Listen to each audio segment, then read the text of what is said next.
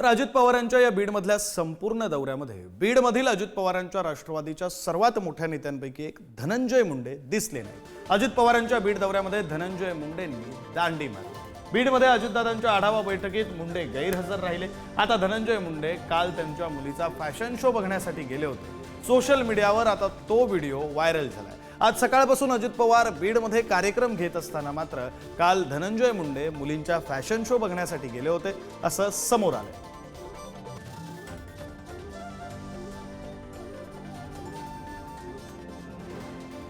तर आज धनंजय मुंडे या सगळ्या दौऱ्यादरम्यान उपस्थित नव्हते। त्यानंतर अजित पवारांनी या दौऱ्यानंतर जी पत्रकार परिषद घेतली त्यामध्ये त्यांनी असं म्हटलं की धनंजय मुंडे यांची काही तब्येत खराब असल्यामुळे ते गैरहजर राहिले, ते येऊ शकले नाहीत। मात्र आता त्यानंतर सोशल मीडियावर जो व्हिडिओ व्हायरल होतोय तो व्हिडिओ असं म्हणतोय की काल धनंजय मुंडे आपल्या मुलीच्या फॅशन शोच्या कार्यक्रमाला उपस्थित होते, मात्र आज अजित पवारांच्या दौऱ्यावेळी त्यांनी दांडी मारली।